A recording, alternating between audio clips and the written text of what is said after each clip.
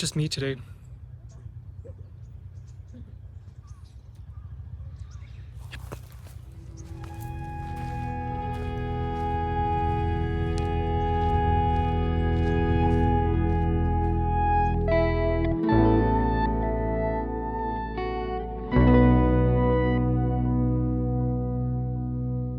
Almost 10 years, 102 countries, and hundreds of trips later, I took my first solo trip, and it was nothing like I expected.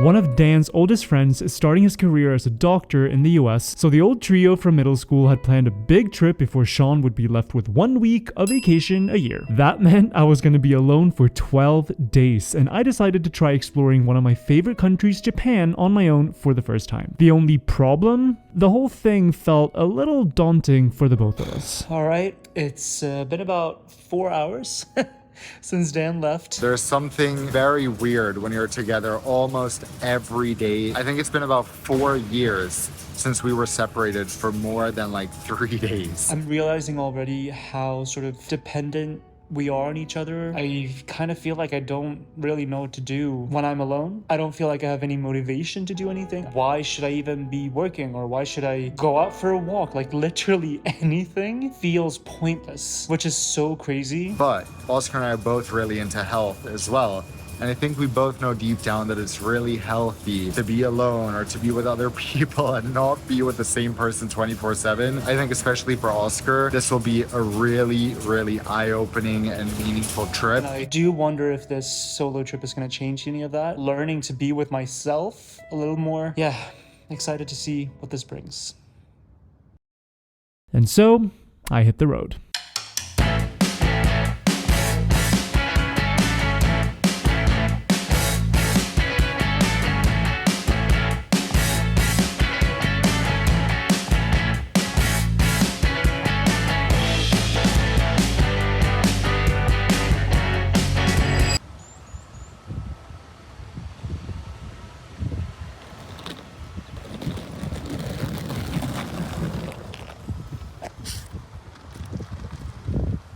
I'm in Japan. All right, so what have I done so far? Well, yesterday was interesting for sure, because I checked out the public bath in the hotel. I called down and I tried to book it. She's like, oh, don't need booking. And I was like, no bathing suit, right? She's like, oh, naked. So yeah, it was very naked down there. And let's just say you haven't completely left your comfort zone until you've been the only foreigner inside an onsen with like 20 other Japanese people. It took a while to get used to it. So I'm trying out this sweet potato. So simple. Is this some sauce? I guess so. Oh no, don't eat. Oxygen absorber. Yeah, good thing I didn't eat that. It's so strange being alone because I really haven't done this in forever. Now it's like I call all the shots because it's just myself. I don't need to consult with anyone. Literally every single thing that I do, I'm like, I want to share this with Dan. Like, I want to share this moment. I want to do this together, but I don't know. This is just the first day, and I'm curious to see how things develop and if I'll get more sort of comfortable in my own presence, maybe. So far, so good, but yeah, we'll see how it develops.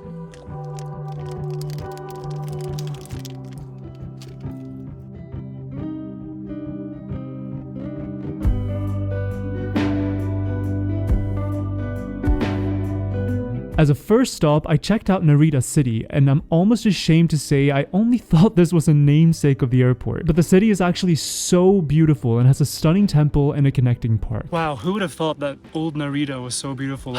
But above all, just being in nature like this, being in the forest, even if we're pretty much smack in the middle of Narita, it feels amazing.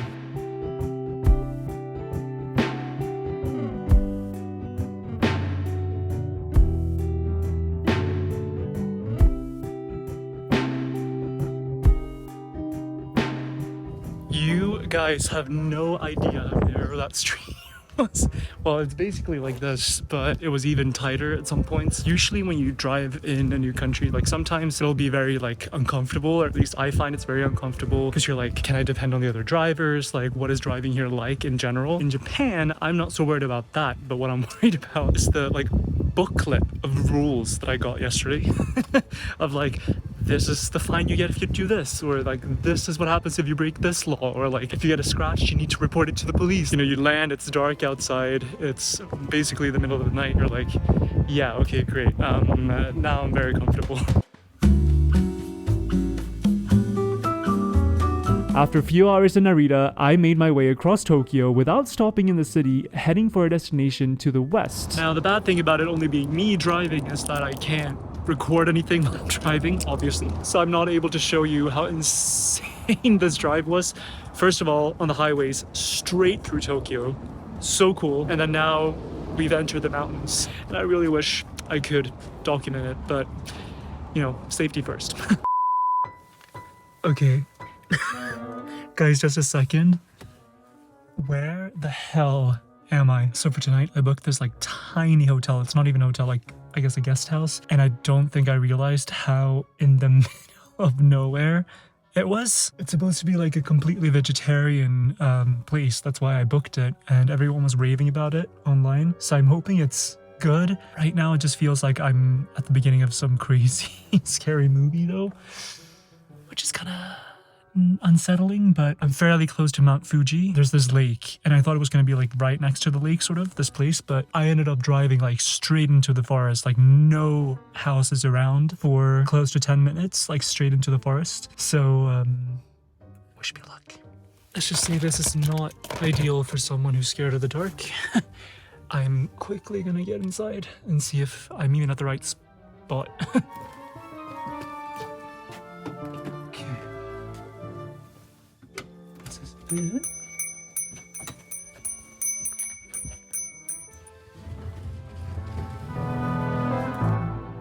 Luckily, I was at the right place, and despite the dark and ominous surroundings, the inside at least felt slightly less creepy. Okay, there were other people here. I'm not alone. That feels good. There was like a German couple, I think, and the owners seemed to be like an old married couple. They were super cute, very welcoming. The room... I already feel like this is going to turn into a meme of like, when Oskar travels with Dan. And when Oskar travels alone. This is very like budget Oskar and Dan 2016, 2017 core. It's lovely regardless. Comforting myself with a little banana soy milk, which is really good. Actually really good. I've never tried the non-vegan version of banana milk, but this is great. Given how I arrived here at night, I admittedly didn't feel very comfortable, but thankfully the owners of the guest house were lovely and cooked an absolutely amazing dinner for the guests.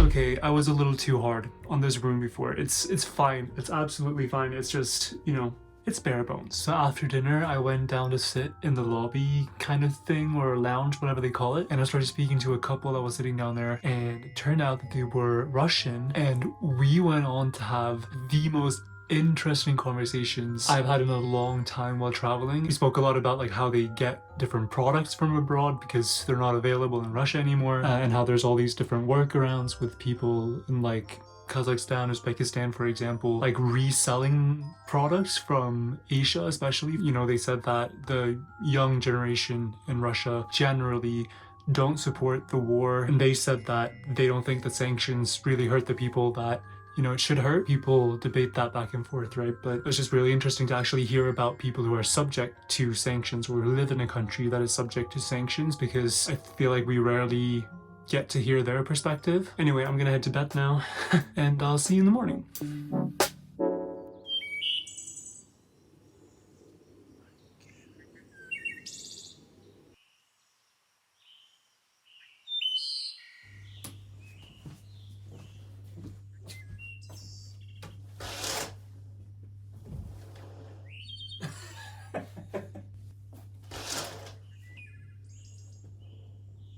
Okay, come on. Stay in place.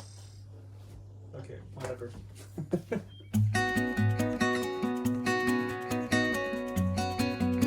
Seeing this place in daylight made me realize how cute and peaceful it was, and it was honestly a big sigh of relief to see it like this compared to the horror movie image I'd gotten at night. Let's not be overly dramatic here, but yeah, I was definitely in some weird state of mind when I arrived. After breakfast, which again was amazing and cooked by the hosts, I headed out into the village to get a view of Japan's tallest mountain. And this was my genuine reaction to seeing it for the first time. God, that's Mount Fuji. Oh my god. Okay, nothing can prepare you for how huge it is in real life when you're this close. Holy guacamole. Okay, it's not a fully clear day, but still, look at this.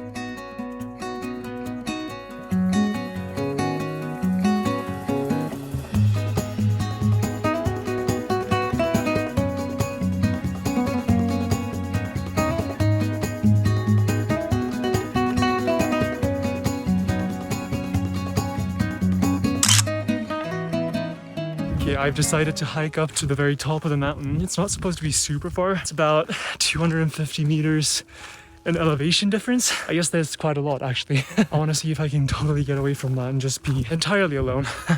Because since I'm doing this solo trip now for the first time, why not go all in and try to be as lonely as possible. Not as lonely as possible. Get as much solitude as possible. Might be a better way of putting it.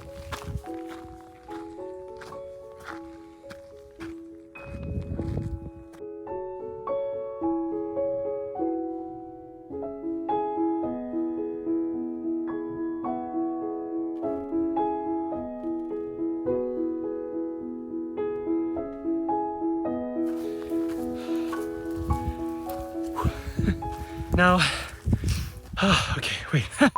Now the mountain is all fogged up and I'm literally all alone up here. The fog is super thick and it's all around me, but I'm actually feeling really good because I feel like it's easy to get scared in a situation like this. I'm all alone up here on the mountain.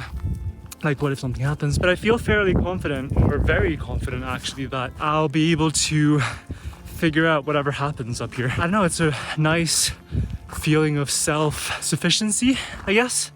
Self-efficacy, that I'll be able to handle whatever comes up. And I really enjoy this aspect of being alone, I guess.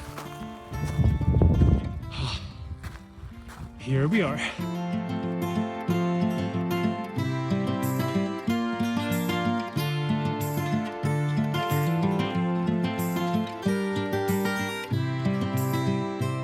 Okay, the fog is not really clearing up, so I guess down we go. It's okay. This hike is like the ultimate testament to the fact that it's not about the destination, it's about the journey. The point of me going up there was to get an even better view all alone, but actually what I ended up discovering happened on the journey up there. And once I got up there, I didn't even get to see what I was originally going there for, but throughout the journey, I came to a beautiful realization. So I think that's kind of, yeah, it encapsulates that lesson very well.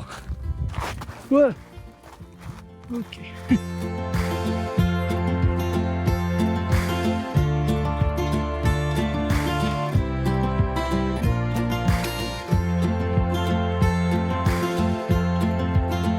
If I was going to describe the vibe of this area, I would say that it's almost like a Japanese version of the Pacific Northwest in the US. Like, it feels a bit like a suburb to Portland, Oregon, or something like that. Yeah, that's the vibe I'm getting from it. I love it here so much. I'm so grateful I rented a car. It is amazing to explore Japan via train, but I feel like everyone kind of ends up going to the same places, right? Which is kind of inevitable. And yeah, you just get to, you know, have complete flexibility and go to all the places you want to go in the little tiny spots that not a lot of international tourists go to.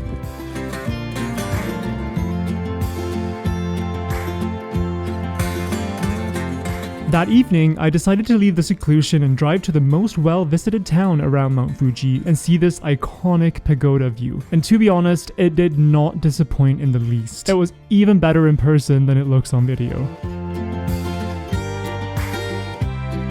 Of course, I was far from the only person there, and ironically, going from the remoteness of Yamanakako to being surrounded by people made me feel lonelier than I'd felt on the entire trip so far.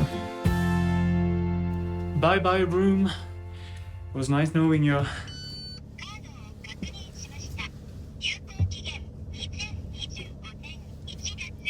今日は4月2日火曜日です。 I love how I have no idea what the car is telling me at any given point. Let's crack open these windows. Today, there are no clouds. Oh, it's such an amazing day outside. Oh, the air, it's almost like Scandinavian air.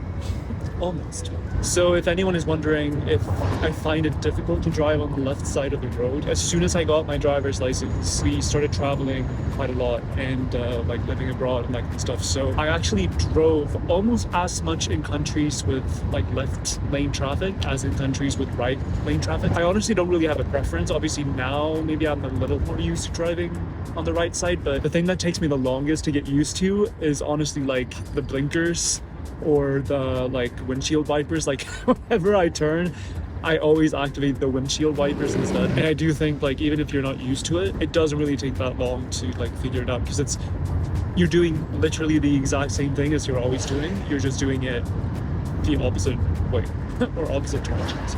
Ooh, I think I'm supposed to turn down here, right? Yes, because there's a Y. This is so random. There's a YMCA here. I'm like, why? Literally why? But okay, I can't wait to show you guys this. I just stand here for now. Okay, look at this.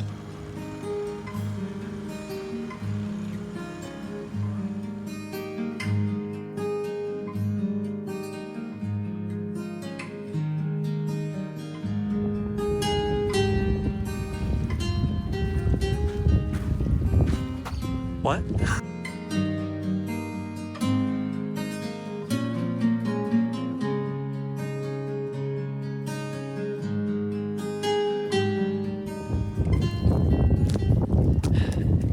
I really don't think it gets much better than this. You know what? I should get out of the way so I'm not blocking the gorgeous view for you guys. I think one of the things I've appreciated the most about this trip so far is just being able to do everything I want to do when I want to do it. Honestly, I feel like something else I'm actually starting to appreciate is just being alone in general. I don't know, it's weird. I was so scared of it. Wow, the swans are taking off. I was so scared of being alone. Not necessarily like being alone with my thoughts, so just not getting to share everything that I'm doing with Dan, especially, or with someone in general. Because whenever I've sort of been alone for a day or two in the past, like maybe Dan is traveling or whatever, my sentiment has always kind of been like, what's the point of me doing anything? Like an experience had alone didn't feel like an experience worth having, or a real experience. Like it was like it didn't happen almost, or it didn't count. But I feel like now, the deeper I'm getting into this trip, it's showing me that no, it's just a different type of experience. I mean, I keep sending Dan messages all the time where I'm like, look what I just saw and like all these things, and he keeps sending me stuff. It's like, yeah, we're still sharing things, it's just not.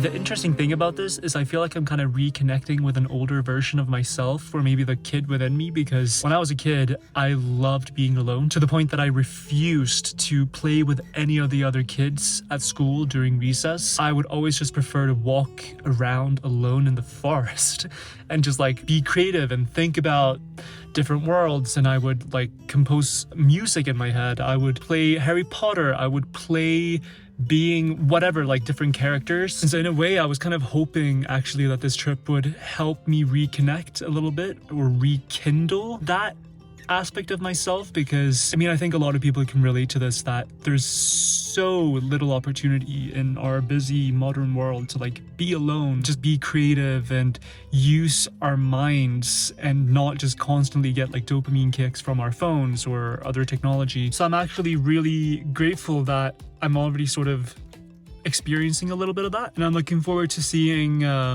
where this continues going.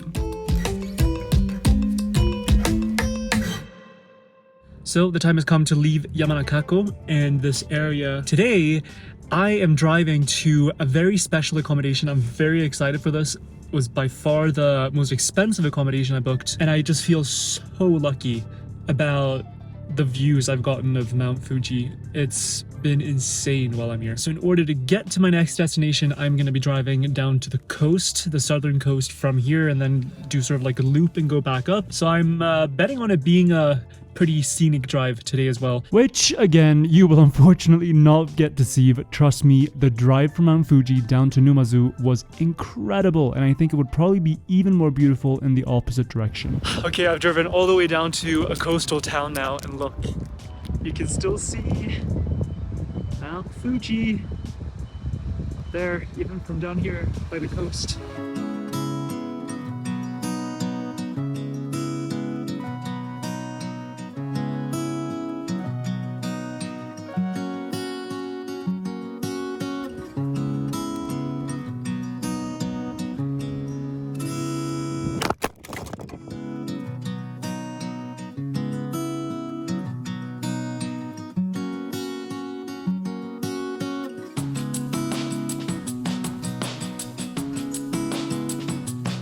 Let's check what the sea is like on the 2nd of April in Numazu, Japan. Okay, wait. It's very steep.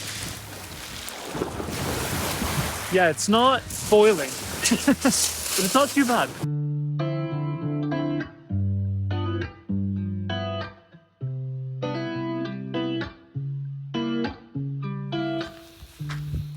Oh my god, the cherry trees.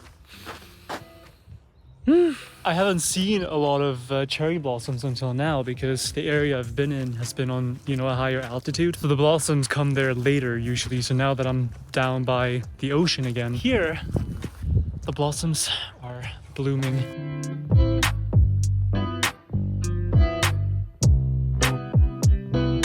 Also, major bonus points to Japan for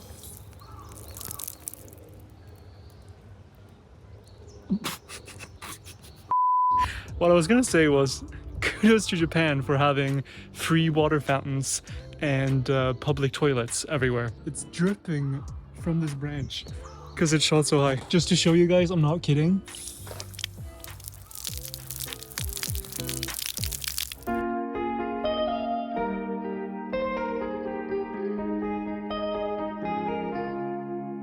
I continued making pit stops all along the coast, getting snacks and taking in views along the way before I started driving up into the mountains again toward a village called Minobu. This small village is situated at the foot of a holy mountain within Japanese Buddhism. And here, I had booked an overnight in a traditional Japanese Ryokan guest house inside a temple. Okay, now I'm kind of regretting that I only have one night here. Look at this. This is my room. Ta-da! It's a little messy on the table because she showed me like a million things to do around here. And I'm like, I only have one night. So here's the entrance. And the whole floor is, of course, tatami mat. Here is the bedroom, which is, I mean, it's my mattress and that's it. And then we have my little indoor space, which is huge. Like, I can't believe this is all for me. And the best part is she just booked for me to do the, like, it's not really an onsen, she said, but it's like a hot bath with water coming straight from the mountain. I'm very excited. I'm doing that in about half an hour. Hopefully I'll have time. Okay, I should run out now and try to see a bit of the village while there's still some daylight left. Okay, there's a lot going on because then I also apparently have dinner at 6:30 and she was very insistent on me being there at 6:30 sharp for dinner. So I'm not entirely sure how I will have time to do everything, but let's go.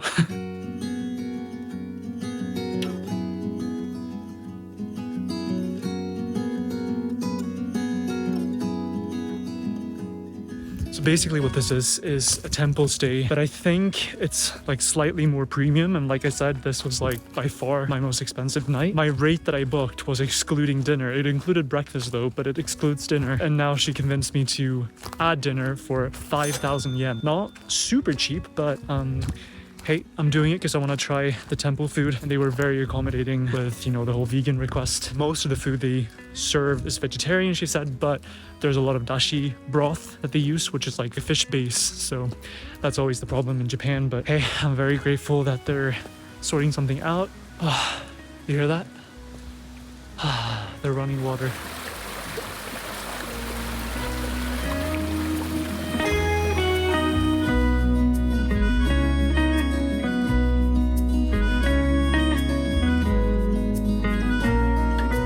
I'm so pissed right now. No, I'm kidding. I'm seeing how the videos I'm taking are just not doing this place justice. Because I think something's just weird with the lighting today. Yeah, you're not really getting that glow, but trust me, it is beautiful. And as I came here with the car, it felt like I'd been transported into some fairy tale land. There was just this magic energy surrounding it somehow. Honestly, you can kind of feel the spiritual energy. It's really palpable sometimes.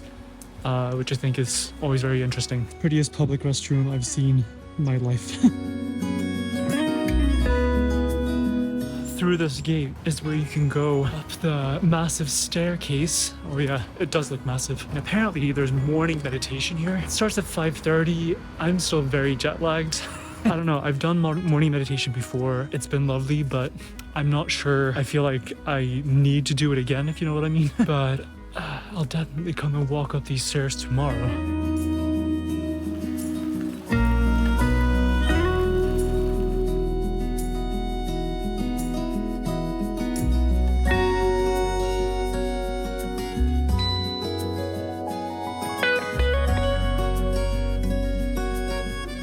Okay, so after a quick express bath, I'm ready for dinner.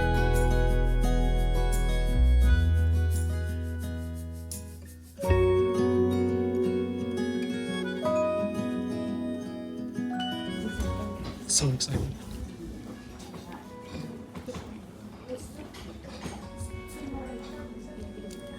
This dinner was honestly one of the most incredible dining experiences I've ever had. The intricacy of each dish was just beyond, and the creativity of this kind of traditional temple food is truly next level. They even managed to make a version of natto, fermented soybeans, that I liked by frying it as a piece of tempura. I'm sure this isn't the first time that this has been done, but I was really impressed regardless. Alright, it's getting quite late and people are going to bed early because I think a lot of people are doing the morning meditation. I don't think anyone else is still awake. Oh, or maybe they are. I feel really good about not doing the meditation tomorrow because there's two things. One, this is kind of the benefit of being on a solo trip. I get to decide everything for myself. That's just not something I want to do tomorrow, so I won't do it. Second thing is, if you'd asked me a year ago, I would have probably had too much FOMO to not do it. But I feel like the older I get, I just feel like, no, you know, if I don't feel like doing something, I'm not gonna feel forced to do it. Tomorrow morning, I'll see you at around 8 o'clock after exploring this village and the temple. I am so excited for sort of the final step of this trip, going back to where I lived and worked in Japan for about 3 months in 2018, 6 years ago. And I'm very excited to be in the same place and kind of reflect on where I've come since then. I'm very excited. Next time on Oskar and Dan, let's just say it couldn't be more different. One of the most transformative experiences. And I just might make a last minute change. I've been close to tears. Would I do a solo trip again?